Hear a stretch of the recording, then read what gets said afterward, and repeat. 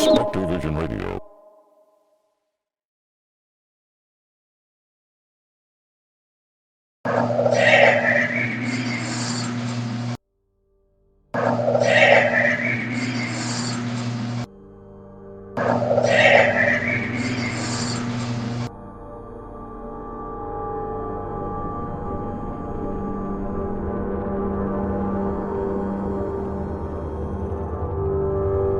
They claim that our eyes will just be created a slightly different from what they are when we talk these see things are not normal.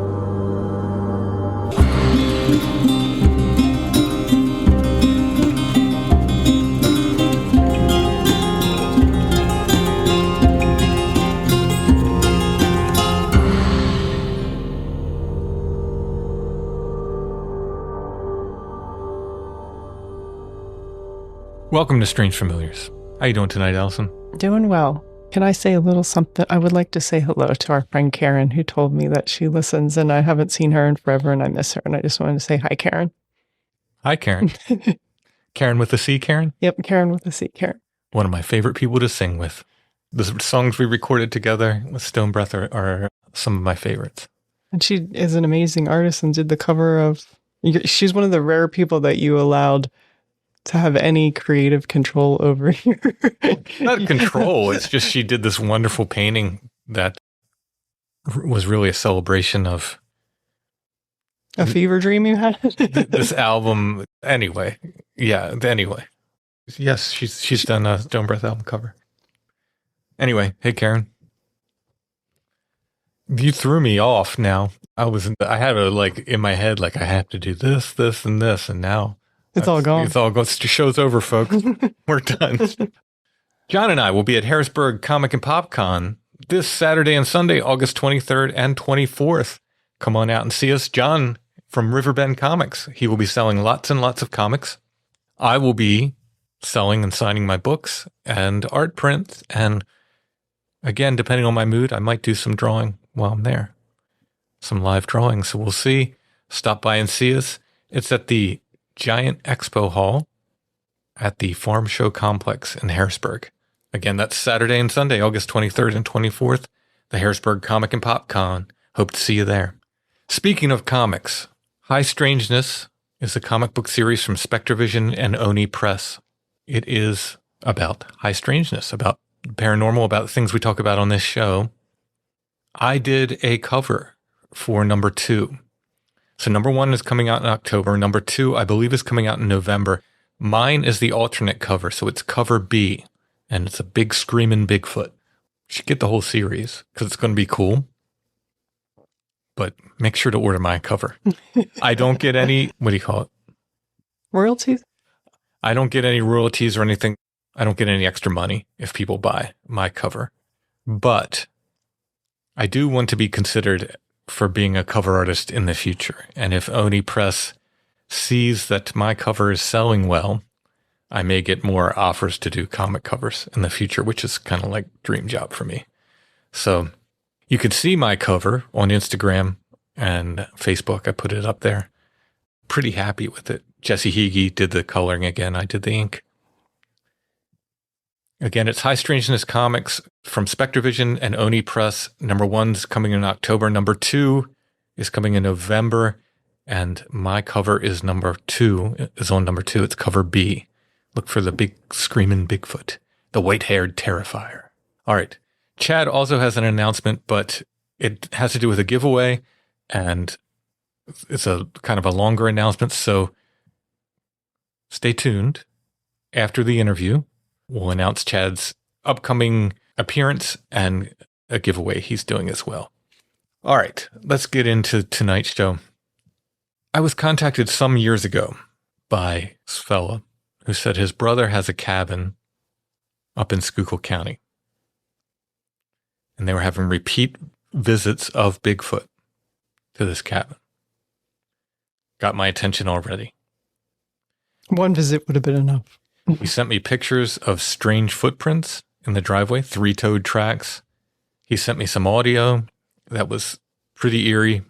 And I kind of said, yeah, I'll come up and camp out. Let me at it. And then we sort of lost touch for a couple years. And then recently he said, hey, I'm going to be up there at my brother's cabin. Do you want to come up? And I happened to have that weekend free. So Octavian and I went up there. The first part of this interview, they kind of explain what's going on around this cabin. Bigfoot activity, kind of typical stuff, slaps on the wall. You got some, some sightings of eye shine, some other weird stuff. And this really eerie disembodied voice that was captured.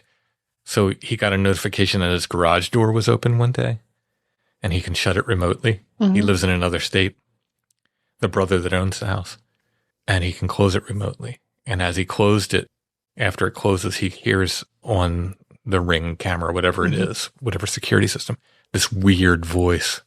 And he captured this really eerie voice that seems to be saying his name. It seems to be saying Dennis. Oh, so, that's horrible. Yeah, it's really, really creepy. So that's the first part of the interview. The second part of the interview, Donald and Dennis, these two brothers, talk about these strange experiences they've had throughout their life. It seems to run in their family. Their whole family has these weird experiences. Everything from doppelgängers in a graveyard, a pterodactyl sighting, shadow people, other entities, and more. So that's the whole first part. They tell about what's going on with, around this cabin. Then they get into their experiences elsewhere. Mm-hmm. The second part of this episode, which I will present next week, continues their experiences and then presents our experiences when we were there, Octavian and I. We had things both inside and outside of the house. We saw things, we heard things, saw things in the sky, saw things in the woods, and I had an experience inside the house, which I will share as well. This is a pretty interesting thing. So that'll be next episode. Let's go ahead and get to the interview with Donald and Dennis, the two brothers there.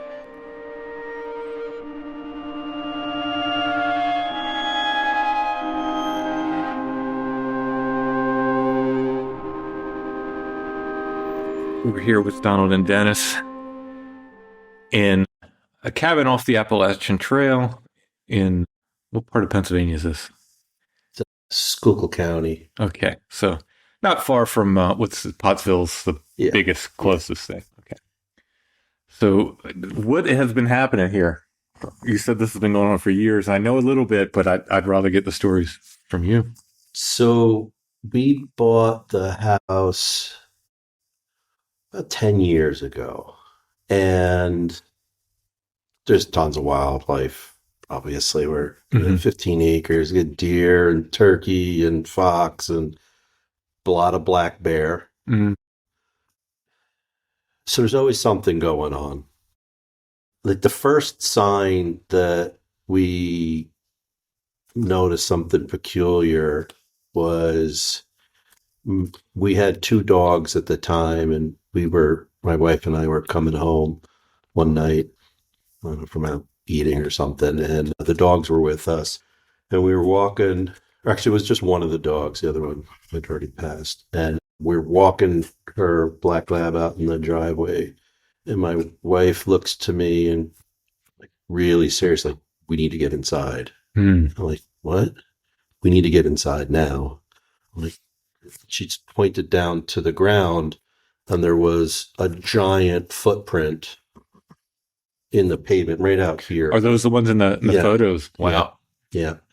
And I saw it. I'm like, yes, let's get it. We just ran inside, and kind of that was it for the night. And we just thought it was a big bear because it was very dark out here. I didn't have all the lights out there that I have now. And then the next morning went out and they were still there. So, which was kind of strange because it wasn't water. Yeah. It was some sort of residue, and it lasted for about a month. The tracks were there. So I went out, and we can go out later and I'll show you the path that it did, but it basically walked the whole front of the house and off into the woods over here. And it was only 1 foot that had the whatever on it. And did you see the picture next to my footprint? Yes. I have an 11 size shoe, and it was way bigger than my foot. Yeah, it was definitely and it was distinctly 3 toes. Yep. And I mean, it was wide. It was no, it was very, Distance very between strange. steps was significant. Yeah, it looks longer than it was because it was only 1 foot. Mm-hmm. You know, it was like just looks like the right foot because the toe was big toe there, but it's still a huge stride. I mean, I couldn't take it in 2 strides. There's no way. Wow. Yeah. Huh. And that was like the first real weird thing. Mm-hmm. We moved in February, so we're in the middle of the winter. When did the footprints appear? That was probably that next spring. Okay, so it was in the spring. Yeah, it's a long time. So I want to say it was warm out, so it definitely wasn't winter again. But it was that next warm season after the winter we took the house, and it's a log cabin, so you hear we get new cracks in the logs all the time, the new checking. And when that happens, that's got a very distinct pop sound.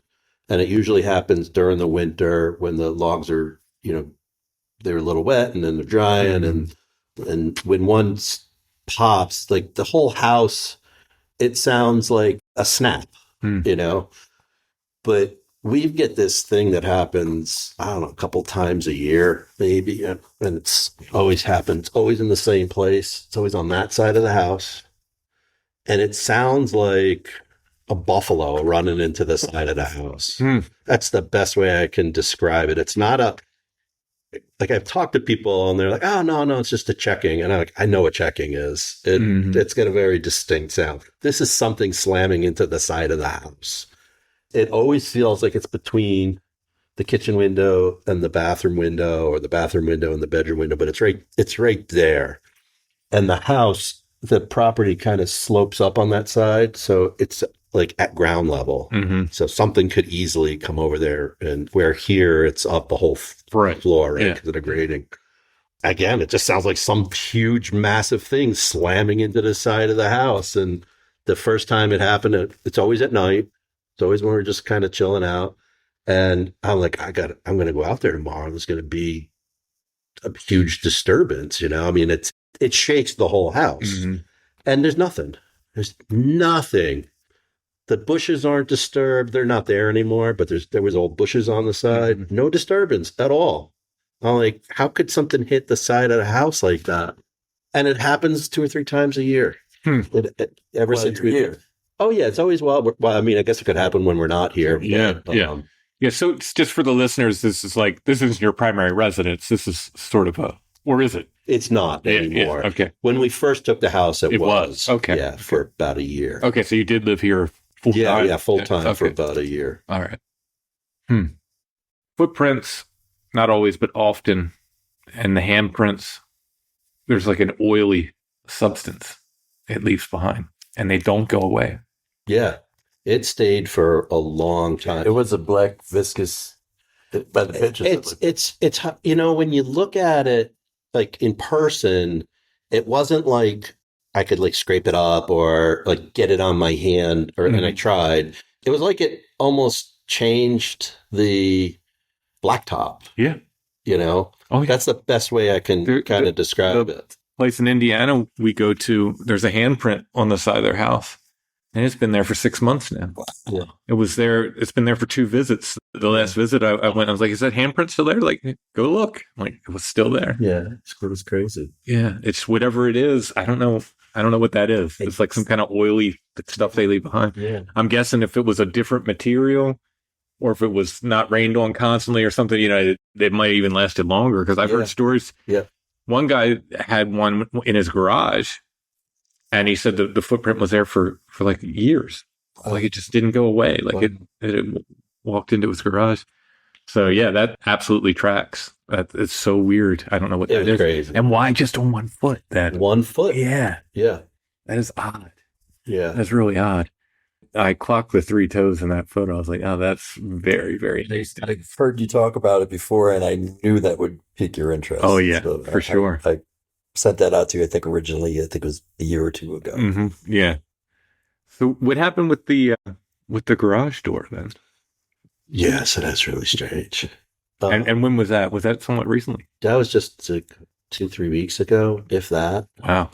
So I use MyQ, the Chamberlain app, to remotely open and close the garage doors, for weather, or if we accidentally leave it open, we can check. I got cameras in the garage. And we were at our other house and it was raining. So I opened the garage door to back into the garage there. And one other time when I was doing that, I must have accidentally hit the door here because they're right next to each other, the icons in the app. Yeah, sure. So I go into the house, I sit down, pull up my phone from the app. That's the app that's still open. And I see that this door here, the middle door here, is open. So I immediately close it. But then I'm always worried about wildlife getting in, right? Even if it's 5 minutes. It was the last time a rabbit came in the garage and the door was open for like 9 hours. Luckily it left. So what I do is I immediately close it, but then go to the camera for Nest to see if any animals came in. And it was open for like 5 minutes. And as the door's closing, I just hear my name whispered.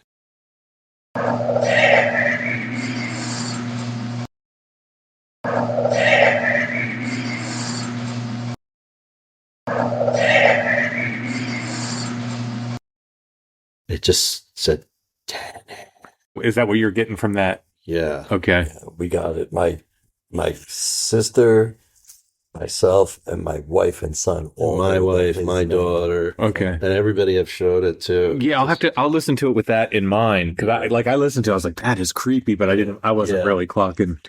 I've got a month worth of recordings that I can go back to. So I went back to every time the door closes to see if it's maybe just something in Right. Yeah. It's the weird. hardware that sounds, and I didn't hear it in anything. Yeah, no, that sounds like vocalization. Like it's very much like vocalization. Tell them the weird part about that. It's Who it sounds like.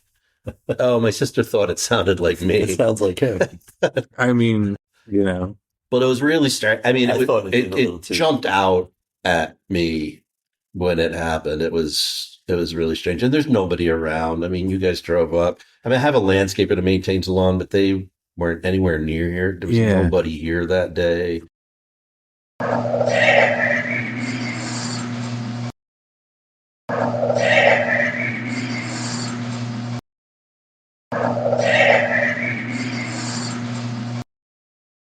So the garage door closes and then you hear that.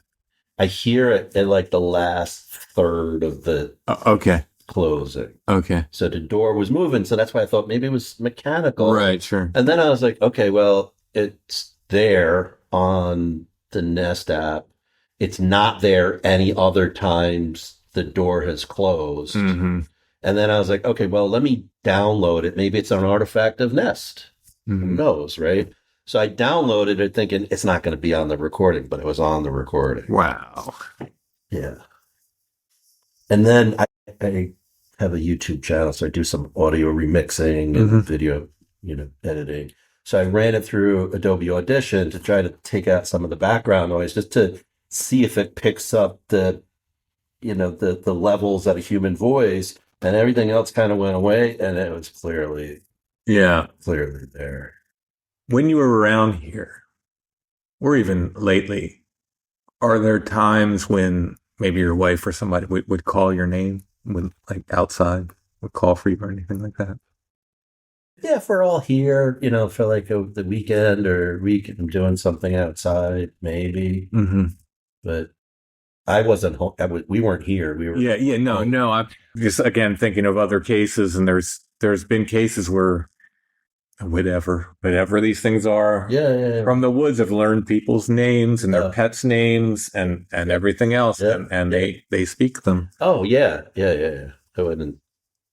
And it's usually like we talk to each other. Like we'll hang out on the front porch or in the back, and we got a pool out back, and that's fascinating. Yeah. Over the years, the neighbors have been over. And, Yeah. So there's been plenty of conversation here. Oh, that's very interesting. There was the one other audio clip. I think I sent that to you around the same time as the footprint, where he picked up, it was a very brief howl, and his AI picked it up as a human voice. And I sent that to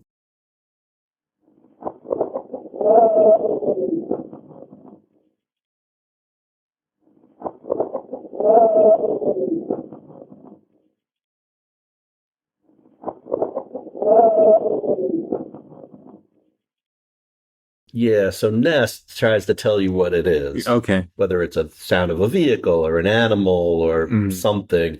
And it's not working right now, but I have a camera on the side of the pool watching the driveway down this way. And I got an alert saying somebody's talking. You know, it's because I have it send me things that it Sure. Yeah. thinks are human Yeah. so that I can be concerned. Right. Right. And I listened to it and it was like it was weird. yeah, it was weird.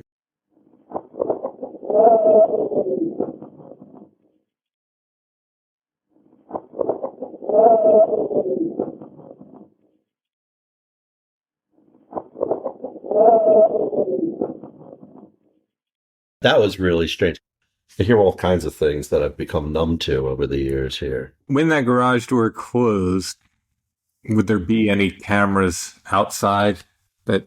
Yep, there's a camera right outside the door, Okay. and it It didn't didn't show anything. anything. Mhm. No, I've got a camera here that watches everything coming up to the house.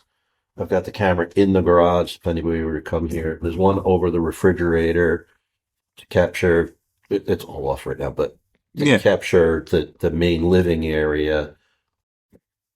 I think that's it here. And then there's one out by my back pool shed. And then there was the one at the head of the driveway there that's kind of looking down, and then the doorbell cam. Mhm. So there's like the outside's well Yeah, you're kind of covered. viewed. And the motion sensor he had on the driveway, the battery was there now, but if anything were to come up, it would chime in the house. Mhm.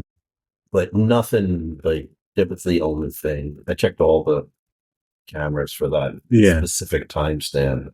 Nothing picked up. Yeah, I mean, that doesn't necessarily mean. And it's super sensitive. I got to say, I was here today and I was, had my earpiece in and I was just trying to turn the cameras off, and I was turning all the internal cameras off, and I heard something in the garage. I was like, it was like a popping. I was like, what the heck is that? It was like really loud and pronounced. And I went downstairs thinking I'm going to find an animal, but my engine was hot and it was popping a little bit. Yeah. So my camera's super sensitive. Mhm. So it picks up like things that I wouldn't normally think it picks up. Yeah. But this was different. This was, I don't even know how to kind of explain it. It just Kind of makes sense from what we saw out there. Oh yeah, well, there's that. That was crazy too. All right. Bring it. So It was 4th of July weekend. We came up to his visit. family was here. My sister's Came family was from- here. They live upstate New York, really close to the Canadian border. So we all met here Yeah. to spend probably about a week together Yeah. and hanging out. Are you from this area originally, or? No, We're from New York City area. Okay. All right. The Yeah. 5 boroughs. Mhm. just my wife and I started spending time out in this area. And let's buy a house. So we all come up, and he's telling me about the chime thing, and I keep hearing the chime, and I'm pretty sensitive to things. I've had a lot of very odd things happen in my life. We could go over it at another time, whatever you want. Yeah. I'm, So, I kind of get like this feeling. I've done some investigation of the other myself, and so I'm just like, yeah, you know what? Let me go outside, and I had this really super powerful flashlight, and then all of a sudden I hear like something bipedal walking in the woods, crunch, and it's real crunchy back there, and I'm like flashing my light, and I'm thinking some guy's walking up because I heard the alarm, and then we look off. And that wouldn't have been uncommon because we got neighbors and they're hunters, and This was extra this special. was Then totally different. so now it's dark out, and then just over to the right over here, I'll show you after. I flash my light up, and I see this.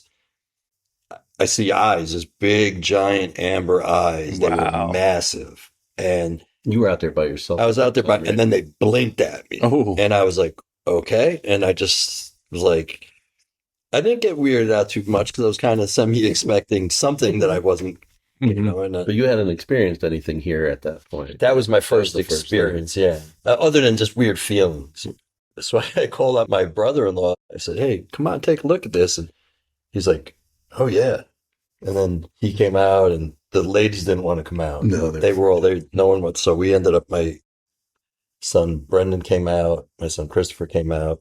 So we're all sitting there, and this thing hung out for, I'd say, over half an hour. At least. Minimum. And then somebody somewhere blew off some kind of explosive, and this thing just, like gangbusters, just busted through the forest really quick, and you could just hear it just knocking whatever trees and this and that, and just hold up. So I just hung out, and after things calmed down, it came back. Wow. And then it stood right back in the same spot, and it was just still looking. And I hung out there probably another half hour at least.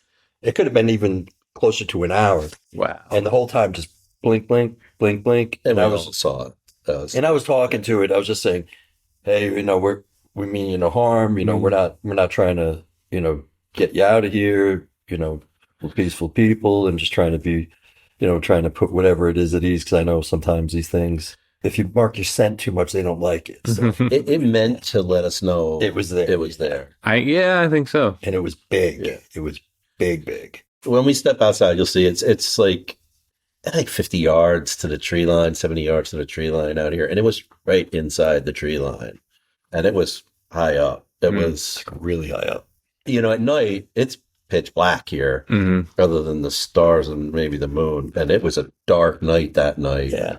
Yeah. And Those eyes were massive. yeah, it So was, they were reflecting, in other words. Oh, yeah, yeah. Or they weren't Yeah. self-illuminating. Right. no, they were reflecting. Yeah. Yeah. But And it didn't seem to mind that I had the light on it, because No, I was trying not to take it off too much, so I kind of was trying to shine the light lower, but I couldn't pick up. Part of me thought I saw, but then I explained to myself, there's no way I saw an outline because of the shrubbery back there. But yeah, it was so dark. it was so dark, and whatever it was really dark. But Even those- with a flashlight. yeah, and that was a you were- powerful flashlight. Yeah. And I just saw those eyes and just. But you'll see when we step out, it's thick back there. About, if you had to guess, how big were the eyes? They were probably 3 times the size of a human eye. Yeah. At Probably. 50, 70 yards, They were. it looked massive. like a full-size eye. Mhm. Like you would see like us here, you know. I hit one night. This is one of the places we go. We call Site 7. If you listen to the show, you've heard it. Yep. We were standing there, and we said, "Look, next time we hear something, we're getting, end of the night kind of thing. We usually don't turn our lights on because ruins your night vision, blah blah blah. So next time we hear something, lights on, we'll look around, see if we see anything, and then we'll." What we heard, it sounded like a gorilla grunt. It's like, "Ugh." It was like, but a half octave lower than that. And it sounded like we were right up against the brush, and it sounded like it came from right there. Backed us up, like both of us. Whoa! Light came on. I turned like this. First I shined it there where I heard this, didn't see anything but brush. When I turned, there's an old road that goes off down that. And I hit these 2 white eyes, and they looked like they were fist size, like just reflecting off. And I saw this thing.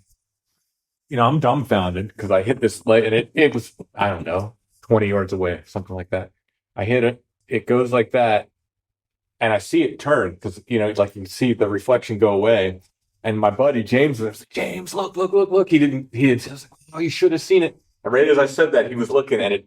It looked like it turned back and looked over its shoulder and it was incredible. And I had people talking, oh, that was an owl. I'm like, an owl with eyes that big? No way. Yeah, come on. Like, it was amazing to see. Yeah. So yeah, I've seen that, and I got red eye shine in the woods. And as far as everything I read, bears, depending on their diet, can have it. And then there's little things like rats and stuff, but this was not. This was big. And I don't think it was a bear where we were. I really don't. That was a gazoo. It'd be very unusual for a bear to be there. It's not impossible, but it'd be very unusual. And with the other stuff that was going on, I did. So yeah, I've seen the eyes are impressive. And that you mentioned how you saw it move. Like when I was watching that thing, when the it startled me, that explosive, and I was like a little shaken, but the eyes moved and it just boom, it just booked, man. And That it thing, moved. It moved a little bit while it was out. yeah, it was kind of like doing a Yeah, little doing sway. that. Yeah. But it didn't make any It was sound. quiet until it ran, and You then I can heard hear- it crunching back and coming back. everything out here, Mhm. and there was not a peep Wow. out there. Did you get any silhouette at all, or literally just the eyes? I'm not 100% sure. Mhm. In my mind, I'm going, am I seeing something? But then I was like trying to explain it because it's so thick back there. So the only thing I could definitely say was the eyes, Mhm. but whatever it was just absolutely massive. Yeah. I mean, it was, and they were far apart. The eyes were like probably out about here. Yeah. I would guess. Yeah, that's what the one I saw was like. It was like, yeah, like if I had, I'm guessing they were about like that, and it was. And they seemed, I want to say, almost triangular. Is that the right? I don't know. Tilted almost. They seemed a little bigger on the outside. And Oh, okay. Yeah. Yeah, so you can actually see a shape of the eye. Right, of it. right. Oh, interesting. Oh yeah, it was it was there for it was a while. really pronounced. wow. It seemed as interested in us. It let us watch it a long Yeah. time. Yeah, and what is that? I wanted to go over. I really did. I almost went over, and then my son's like, "Dad, don't go over there." And we called out. We called out for my neighbor to see if it was Yeah. him or his son, and nobody answered. And they would have answered. Yeah. And there's a little trail. It's probably overgrown now, but when they lived there was a little trail that we cut so we could get to each other's properties. So it was somewhat clear, Mhm. but yeah, it definitely wasn't them. Mhm. That's cool.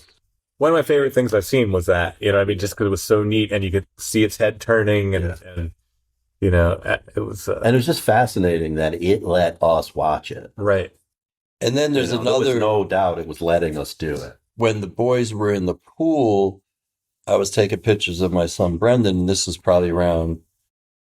It's not dark yet, so it's still like. But years later, I'm looking at the picture. So something like going out and taking pictures. I like to blow them up and see what's out there potentially. Sure. And I've seen some things. So I'm looking at it, and is that what I think it is? On the opposite end of the shrubs, are those shrubs still behind the pool? There was something back there They're much bigger now. immediately behind, looking down at my son Wow. in the pool swimming. Daytime or And it nighttime? was hair. I got those It full was- privacy pines. That Yeah. grew up. Was this daytime or nighttime? It was Dusky. dusky, yeah. Yeah. And I had no idea. And I was snapping pictures away. And then as I'm blowing the picture up, and I showed my son, I was like, "What do you see?" And he's like, "Oh my gosh, Dad, he goes, I think that's a Sasquatch." And I was like, "It could be. That was definitely hairy. It was Wow. back there." And I got to try to find that picture for you. Unfortunately, it was on another phone. Do you have it? And I went to my emails from you and see it. Yeah, it was in an older phone. When your dogs were here, did they ever react strangely to anything? No. My little dog did, though. Yeah. We have a Chihuahua, and she's not a skittish dog at all.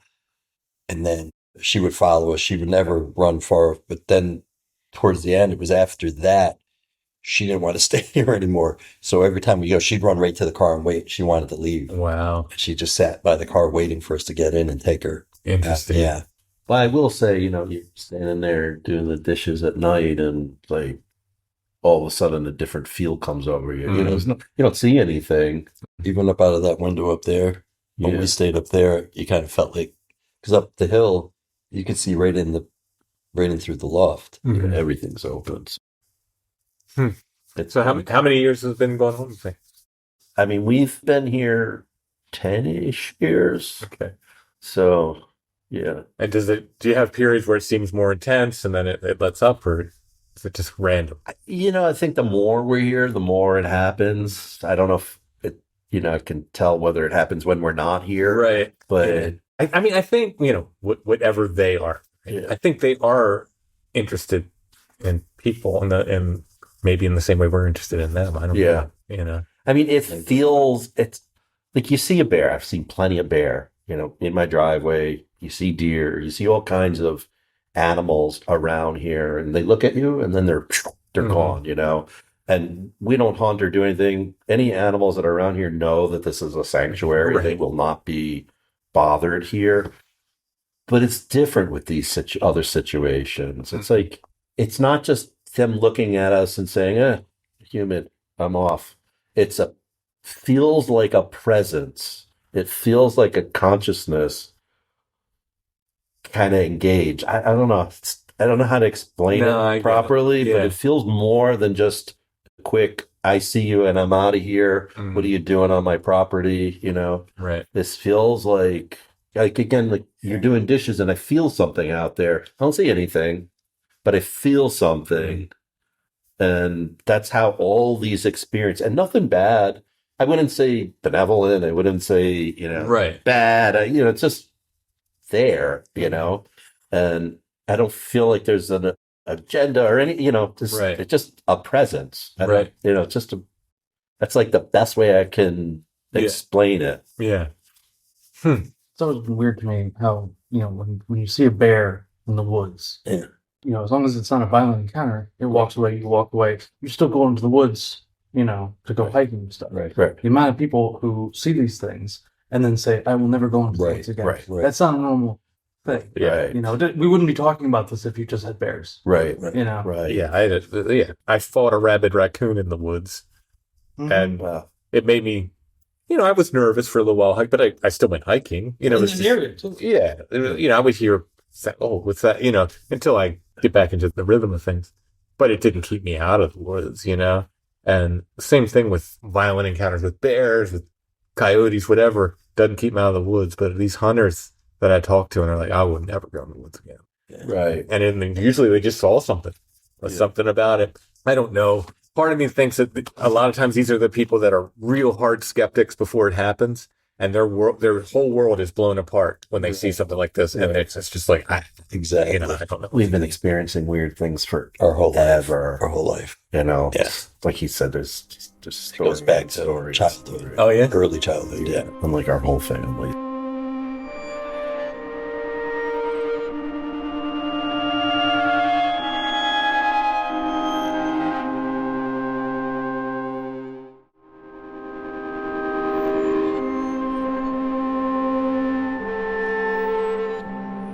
Strange Familiars is brought to you by our patrons. Thank you, patrons. Thank you so much. We could not do the show without you. If you like Strange Familiars, you'd like to help us make the show and get extra content besides, you can become a patron at Patreon. It's patreon.com/strangefamiliars. All of our patrons get commercial-free versions of the weekly shows, plus extra content. We do at least one full exclusive episode for our patrons every month. Sometimes we do more. And our Patreon patrons also get to participate in an ongoing paranormal experiment. It's already started, but we set it up in such a way that you can join anytime and become part of it. It's really rolling now, so it's a great time to join. Again, patreon.com/strangefamiliars. There's also an option on Apple Podcasts. It's called Patron of the Strange there. Our Apple Podcast subscribers also get the commercial-free versions of the weekly shows, plus the extra episodes monthly. And very soon, we will be activating memberships on YouTube, and our YouTube members will get the extra episodes monthly as well. But go ahead, everyone, and subscribe on YouTube. That helps us out. It doesn't cost anything. We'll activate memberships in a little bit, and then YouTube folks can get the extra episodes as well. Once again, thanks to our patrons, no matter where they're signed up.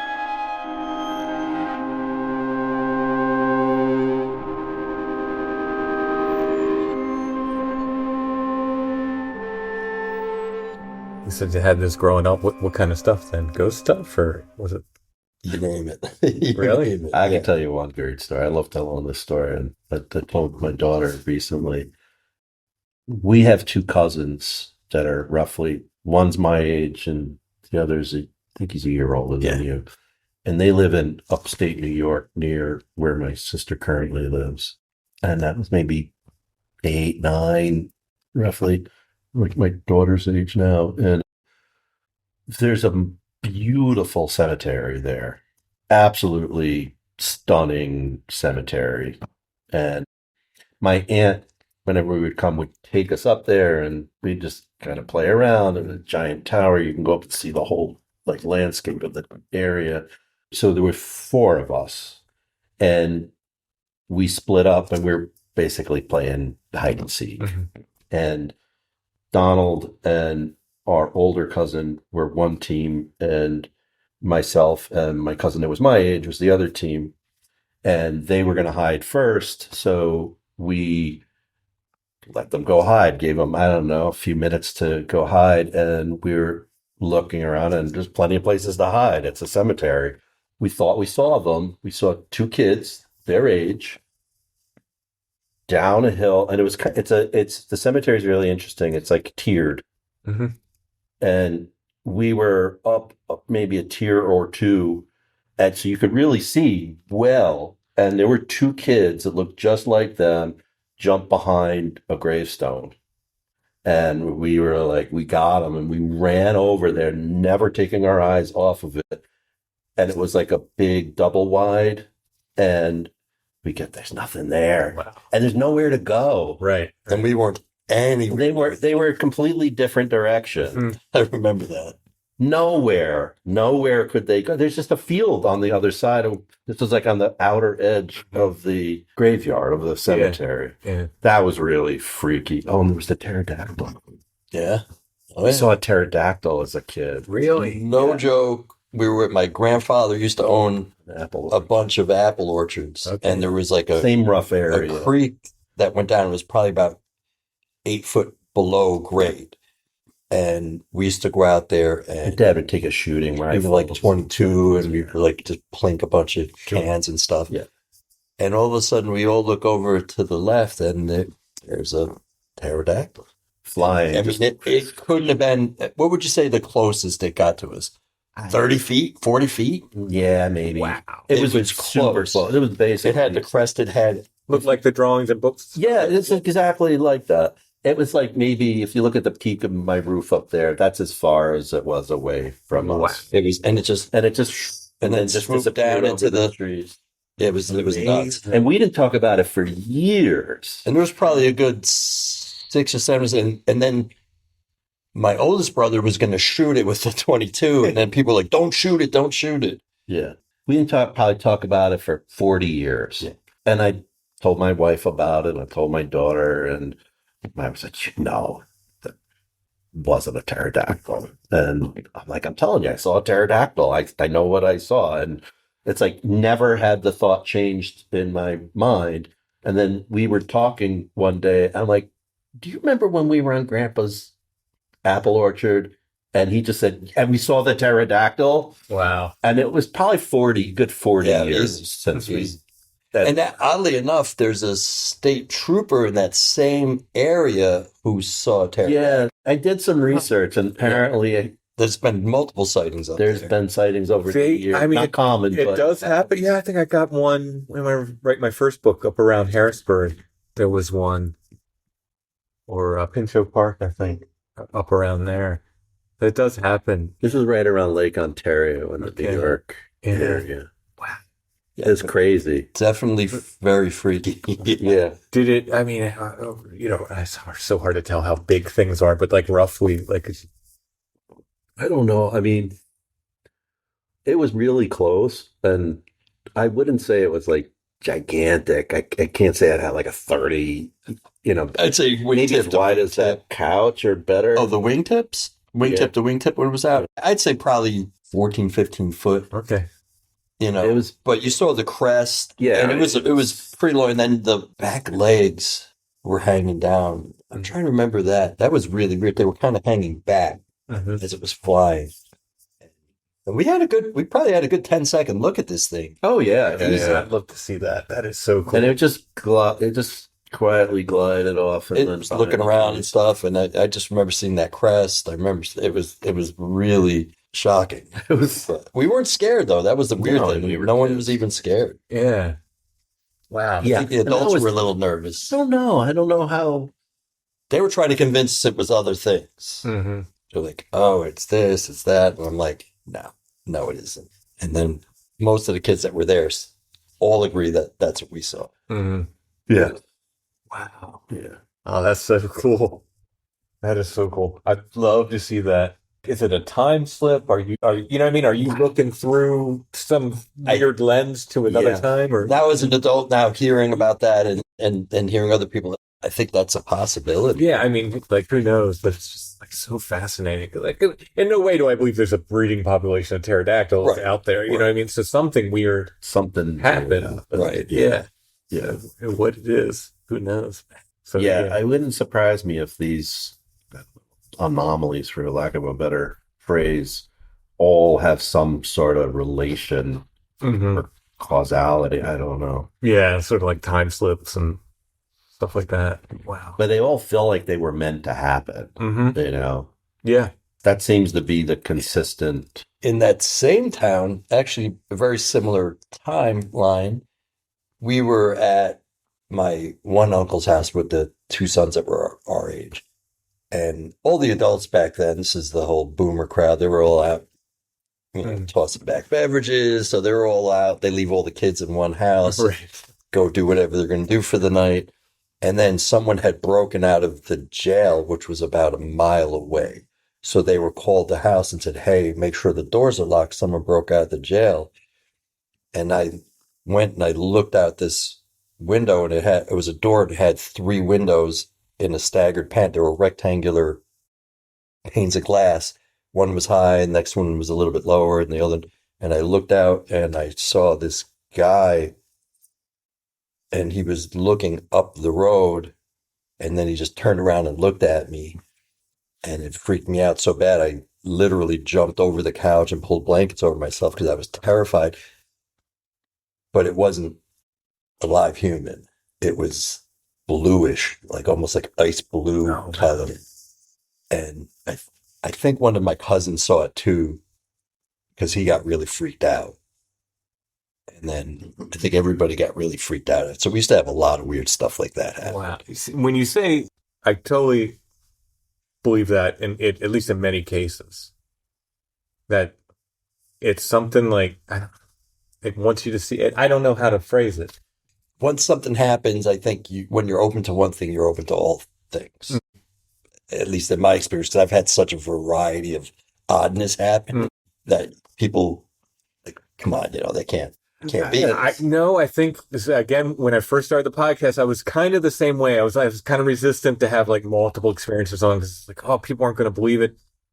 The more I talk to people, I feel like it's almost more common for people to have, because again, if you see one thing, you're probably going to see something else. Right. I gotta say, I was not open to think that this stuff was happening to me. It's really in the more recent years that it's like, one, it doesn't feel bad, so what am I afraid of? Right. And like, it's like I feel like I'm supposed to acknowledge that it's been happening, and it's been happening. It's amazing how the brain, you could say, oh, I saw two kids hide behind a tombstone that was not there, and then that was one single event isolated in my life, and it had no meaning other than what had happened. And there were a lot of those things, but none of them would my mind allow to connect. Sure. Yeah. And it's probably only in more recent years that it's like, all right, this, Yeah, I think it's somewhat natural. We want to put, oh, this goes in the UFO box, and this goes in the cryptid box, and that goes in the ghost box. It's kind of natural. But then when you start thinking of it, it's like, well, no, they really felt the same. They feel the same. Yeah. These feel like very meaningful things, and something that you're supposed to see for who knows what reason. I got a really good one for you. All right. Well, actually, let me tell you one. It's not my experience, it's my mother's experience. Okay. But I was telling her, it's going back 4 or 5 years ago, and my mother's been in bed a lot. And she got autoimmune problems as well, and I was there visiting, and I can't remember what we were talking about, but she tells me about when she was a little girl at my grandfather's house, and that house is still in the family. They used to have big family parties there, and it was a family picnic, and can't remember how old my mother said she was, but her mother was still alive, so she was pretty young. And she said the whole family was out there, like extended family, sort of and when we'd have these parties, it'd be 30, 40, 50, up to 100 people there. I don't think it was that big, but there was a big family gathering on, Sunday, Italian family, cooking for everybody. And she said we were all out there, and all of a sudden the sun started coming at us. It just started coming down. And your story made me think of this.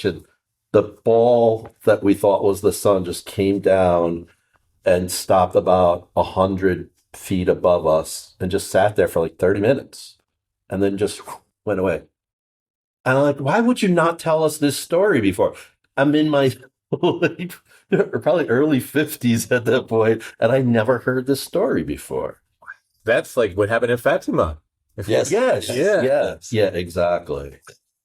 And it was just like, she didn't really, it was like nothing to her. It runs back previous to us. Both of our parents have had experiences. All of their siblings have had experiences. Interesting. Yeah. They come from very large families.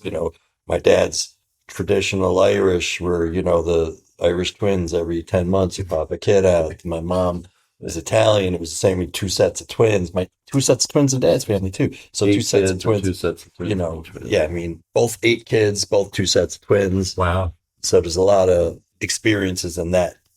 All of us, every single one of my parents' children have all had multiple experiences covering pretty much most disciplines that you could think of. Wow. So when you get together, does that ever come up? Like Sometimes. Surprisingly, not as much. Yeah. I'm usually the one that that talks about all the weird stuff. I like to poke the bear every day. I had so many things that pop into my mind. I had a very recent experience, which was freaking bizarre. But going back to early, we were on my father's side of family, went to a family gathering in Long Island at a state park. And again, adults were off doing their thing and kids were running around unwatched, right? And there was a little creek. we lived. We made it. We did. Right? I don't know, man. It was the same way for me. And there was a little creek, and we were sort of playing in the creek, and all of a sudden my sister's gone. Yeah. Just gone. Yep. And we're like running around looking for our kids. We run back, tell the adults, everybody starts looking for her. No, all of a sudden, and probably 15, 20 minutes. And then all of a sudden, there she is again. She has no memory of being gone. She didn't know she was gone. And we talked about this recently, and she's like, but it's just like, there was probably 40 people looking for her. Yeah. Nobody could find her anywhere. And she had no... And she was right with us when she disappeared. Yeah. She was like within a couple of feet of us. Yeah. It was just like, you're all playing and all of a sudden one kid drifts off or something, right? Yeah. But just like gone. And she wouldn't have left us. She was younger and she was like she was like right by us all the time. Yeah. Right. Yeah. Wow. So that was weird. We were young. I was probably 5, 6 at that point. Yeah. But more recently, this happened this last February. And my family and I, we went to the American Dream Mall. Have you ever heard of that? It's like by MetLife Stadium. It's very east. It's like north of Newark. That's how east it is. And it's like one of the biggest malls in the United States. And we went there to celebrate somebody's birthday. And I have social anxiety, so I do not like big gatherings. And today was like, I was going full on like sort of panic attack almost. But I went along with it. And like in a lot of malls now, they have these little like animals you can ride. They're almost like carts that you could sit on, and unicorns and bears and bunnies. And so my daughter and her cousin wanted to ride these things. It was a long line. So I'm like, all right, I got to go to the bathroom. So I walk down, I go into the bathroom, and for a mall, surprisingly, it was not that big of a bathroom. It was like 2 stalls and a few urinals and some sinks. So I go into one of the stalls. And when I was finishing up, I could hear somebody walk into the other stall. And all of a sudden I just heard this weird voice. It was like stereotypical demonic kind of speech, but there seemed to be two people in there. So I'm like, okay, maybe there's a kid who's having some problems and his father's there helping him. It seemed like those two voices just became one voice at one point. Oh, weird. And I'm like, this is really weird. And it's loud. It's not like under the breath. It's like loud. And you could hear people sort of coming in and leaving the bathroom. And when I step out, so I was in the stall and the next one was right up against the wall. And that was the end of the bathroom. And I kind of looked around. The door was open. And it was one with the stall doors and separators were kind of like 1.5 feet off the ground. And I kind of looked at it. There was nothing in there. Wow. There was nothing in there. I mean, I could see some like a shadow kind of moving, but there was nothing in there. And it was still going on. It was like going on this whole time I was in there. The talking. The talking, yeah. Okay. Wow. The moment it went in there, it started and I could hear it the whole time. It was as loud as I am talking to you now. Wow. And the weird thing is when I came out, there were a couple people leaving and there was a janitor cleaning. Nobody seemed to hear any of this. And I mean, I didn't go push the door open just in case, you know, and I was a little freaked out. And I went outside and I was like, waited to look back and I saw people go in and people come out, but nobody extra came out. Right. It was freaky. Yeah, that's a weird one. It was so strange. And it was so loud and nobody seemed to be hearing this but me. It felt disturbed. I didn't feel like I was in danger or that anybody was, well, I was scared. I gotta say, that was like probably the only event I can recall ever where I was like really scared. What a bizarre place to have that. You know what I mean? Like, it's just so weird. And then I was already on edge, and maybe that's why I was on edge going in, but I went into a full blown like social anxiety shutdown after that. It was a rough rest of the night. And it's funny because sometimes I explain these things to other people and they're like, you know, they listen. Like I explained it to my wife and she was like, wow, you know, like she took it very serious. Like she could tell that this wasn't just something. It was like very intense.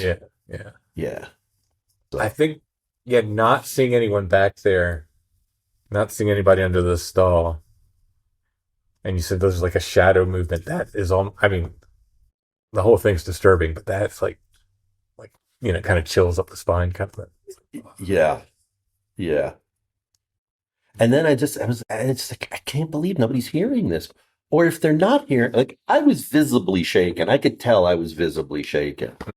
Nobody else seemed to, unless everybody's just like so like, you know, anything goes anymore, you know? Yeah, maybe. Yeah. I think some people just are not in tune to the other. Absolutely. And I think some people they won't see something or they'll see something completely different than somebody else. Or they will not let themselves. Right. They will shut it down. You know, that's. I got a great one for you. All right, go ahead. This is a twofer. All right. I used to get in a lot of trouble when I was a kid. My dad was an absolute tyrant and he had a hard time cracking. So where are you in the order of kids? Both. I'm in the middle. I'm right smack in the middle. Okay. So we have two older, and then it's my brother and my sister come after me. So we're the Irish twins. So all right. We're like 10 months apart. So I would always get in trouble. So everybody else would be able to do stuff, but I was always the one that was punished. A month, 2 months, 3 months. And I was like, give me 4 months. And, you know, and I remember this was one of the incidents. We lived in an apartment, 6-story apartment building. We were on the 5th floor. So all my siblings and all my friends are playing down in the courtyard, and I'm just sitting up the window watching them with the window open, and I hear something behind me, and I look, and there's the front door was up down a corridor, and I just see this like black shadow person, very, very tall, walking like towards me, and I just remember letting out this blood-curdling scream to my siblings, telling them somebody's in the house, you know, and then it walked towards our bedrooms and just, so and I kept an eye, and my dog was freaking out. Mm. He's growling and barking, and all my brothers come rushing in, all the friends come in, and they just went through every corner of that house. There was nothing. And then about a month later, I'm in there in the same spot, same situation, same punishment. And this is going to sound incredibly weird. There was 4 things came, but they presented themselves as, what was that show that we used to watch? Banana splits. The Banana Splits. Do you remember that show? Yeah. They presented themselves as the Banana Splits. And they were doing like little goofy things. And they did the same thing. They came down, they looked, and my dog was still freaking out. And then they went off to the side, and everybody came back up, and there was nothing there. And I know the way my dog was reacting, and based off all the many things that have happened before and after, that I know I was not hallucinating, because I've Right. had other people see the same thing. Yeah, again, like I've had a number of things where people will see SpongeBob in more modern times, or some kind of animated thing, but in real life, Yeah. that's to me one of the more how old were you about that? Roughly. Moved out of there when I was 7, so So I was probably like, couldn't have been older than 8. yeah, so probably 6. Yeah, that's disturbing. And the thing is, now knowing what I know, I think it thought, because we used to watch that show, hey, I presented myself as this black mass last time. He freaked out.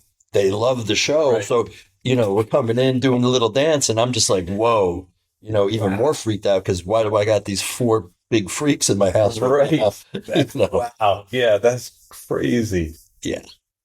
Wow. That was definitely a shocker. Would you share that kind of stuff with your parents, or just? I did tell my parents. Did My mom always believed me. My dad didn't really care. Mm-hmm. That would be Yeah. my dad. Yeah. My mom did listen, though, and she believed me, because she had her experiences. So she never. Dad did too. And Oh, he definitely did. He told me he had things going on in the last apartment that we all lived in together, the last place we all lived. He had experiences in there. So I know he had other ones, but he didn't like to talk about it too much.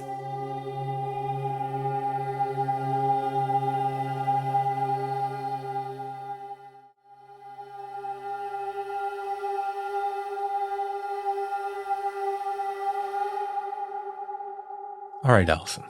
Yes. I don't know if you get credit for bringing this one. I found this. Okay, so I guess I don't. It's early, right? It's not undivided back. Yeah, that's pretty early. Yeah. Yeah, it's like early 1900s. Mm-hmm. So this is a picture of a funeral.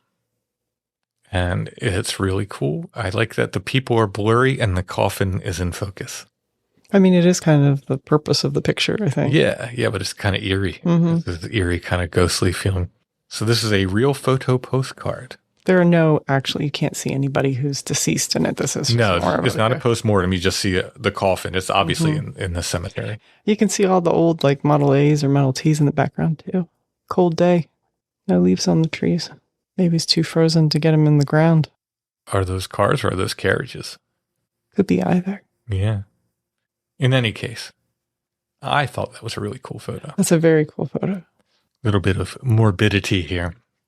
That'll be our curiosity of the week. I'll put an image of that in the show notes. If you click on that, it'll take you to our Etsy shop where you can purchase that and other curiosities of the week, those that are left. While you're at Etsy, make sure to check out our other offerings, including Strange Familiars t-shirts, stickers, patches, and more. My books are there. If you get them from us on Etsy, I'll sign them before we pack them up. You don't even have to ask. Artwork, prints, and originals, including the artwork for tonight's episode. Some of my music is there. Allison has photos and various bits of other ephemera there. Go ahead and check it out. Our Etsy shop name is Lost Grave. But if you type in Strange Familiars in the search at Etsy, you should see our stuff come up. You can find it that way. There's also links to our Etsy shop at strangefamiliars.com and in the show notes under every episode. And as I always say, shopping at our Etsy shop is another way to support the show and get some cool stuff besides. Okay, now for Chad's big announcement.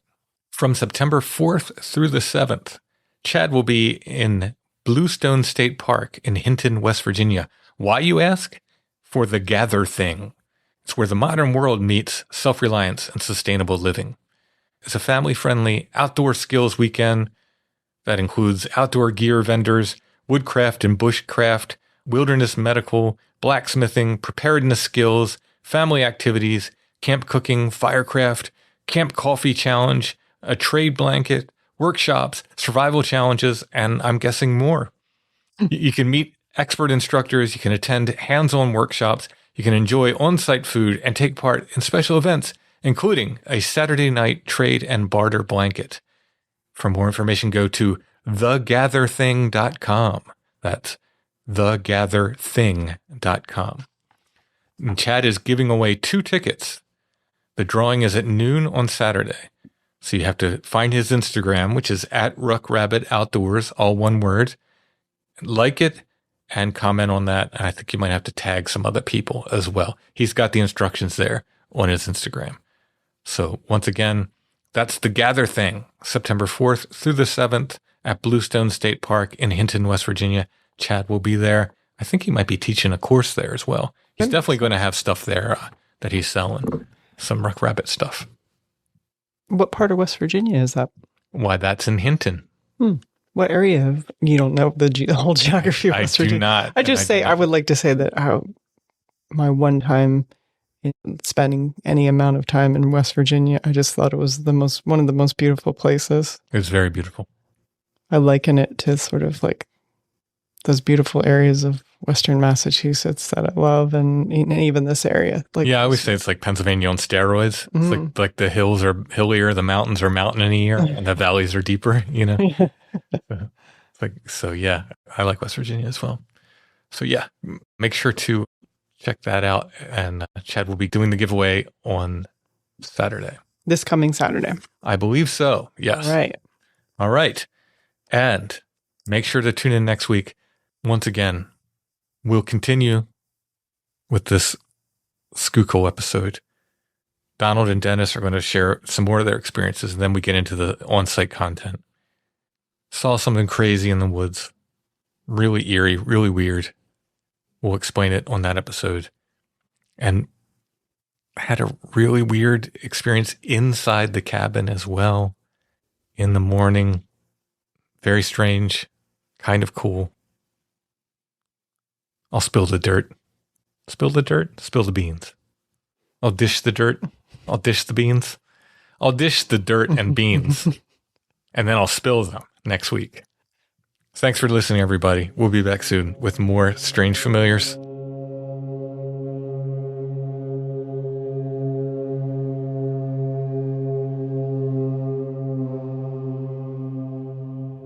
Strange Familiars is a production of Dark Holler Arts. Intro and background music is by Stone Breath. If you want to hear more or purchase music, go to stonebreath.bandcamp.com. We are on Facebook, facebook.com/strangefamiliars. It is there that you can join the Strange Familiars gathering group. We are on Instagram, @strangefamiliars, one word, no underscore. Please give us a like and a follow there. For Strange Familiars merch, go to strangefamiliars.com/merch. And for everything else, links to everything we do, etc., go to strangefamiliars.com.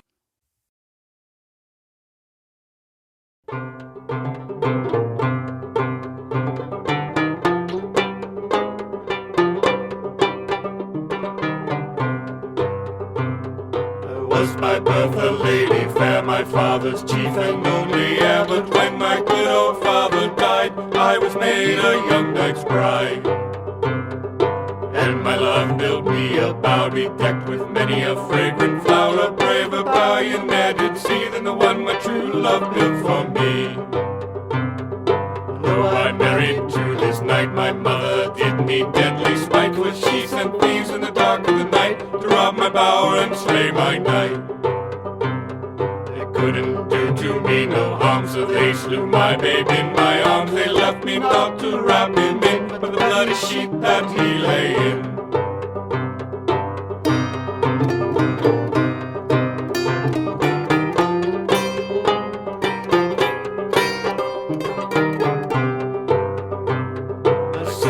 All from me did flee in the midst of my extremity. They left me by myself alone with a heart more cold than any stone. all alone I dug his grave, and he in it I did lay, while Christ was priest and I was clerk. I laid my love in the cold clay earth. And all alone the bell I rang, and all alone the psalm I sang. I leaned my head all against the block, and there I cut my lovely lock. I cut my locks and I changed my name from Fair Eleanor to Sweet William, and went to court to serve my king, the famous flower of serving men.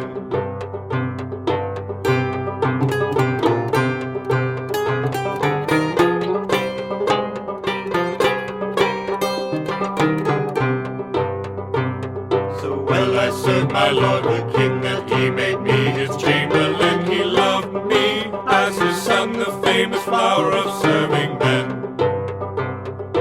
Oft time he looked at me and smiled, so swift his heart I did beguile, and bless the day that I became the famous flower of serving men. But all alone in my bed, dear, no, there I dreamed a dreadful dream. I saw my bed swim with blood, I saw the thieves all around my head.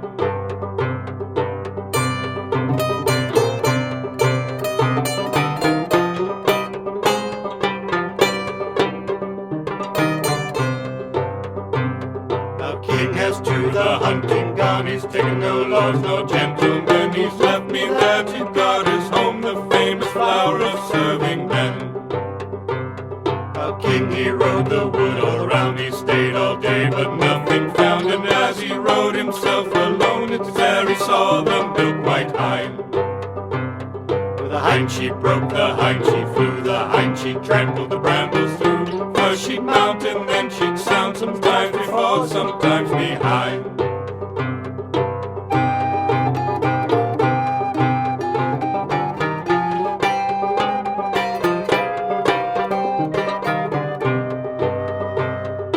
What is this? How can it be? Such a hind as this I ne'er did see. Such a hind as this was never born. I fear she'll do me deadly harm. And long, long did the great horse turn for to save his lord from the branch and thorn. But long ever the day was o'er, it tangled off in his yellow hair.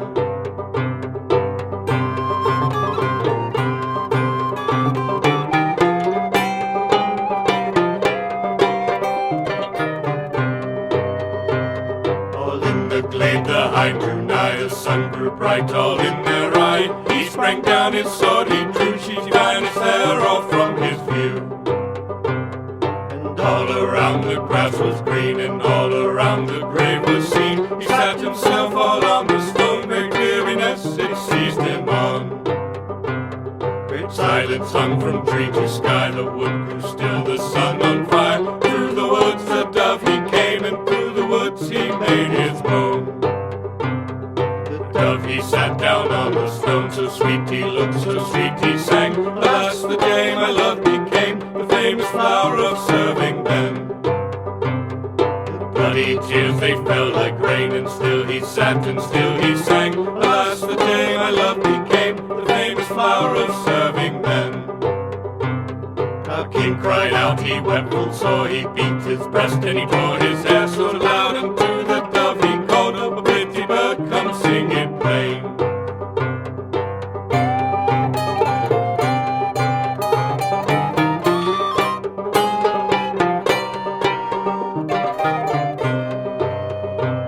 Oh, it was her mother's deadly spite, for she sent thieves in the dark of the night. They came to rob, they came to slay, they made the sport, they went away. And don't you think that her heart was sore as she laid the mold on his yellow hair? And don't you think that her heart was woe as she turned her back away to go? And how she wept as she changed her name from Fair Eleanor to Sweet William, went to court to serve her king as the famous flower of serving men. With the bloody tears they lay all around, he's mounted up and away he's gone. One thought came to his mind, the thought that her that was a man. And as he rode himself alone, a dreadful oath he there has sworn, he would hunt her mother down as he would hunt the wildwood swine.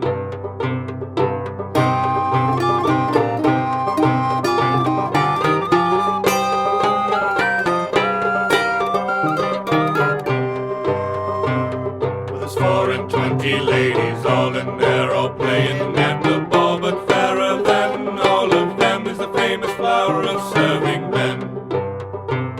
And he's rode him into his hall, and he's rode up among them all. He lifted her to a saddle brim, and there he kissed her cheek to chin. His nobles stood and they stretched their eyes. The ladies took to the fence and smiled for such a strange homecoming no gentleman had ever seen. And he has sent his nobles all unto her mother. They have gone, they've taken her that's done such wrong. They laid her down in prison strong. And he's brought men out from the corn, he sent them down to the thorn, or for to build the bonfire high, or for to set her mother by. While he sang the morning thrush as he sat there in yonder bush, and louder did her mother cry in the bonfire where she burned close by. For there she stood all amongst the thorn, and there she sang her deadly song. Alas, the day that she became the famous flower of serving men.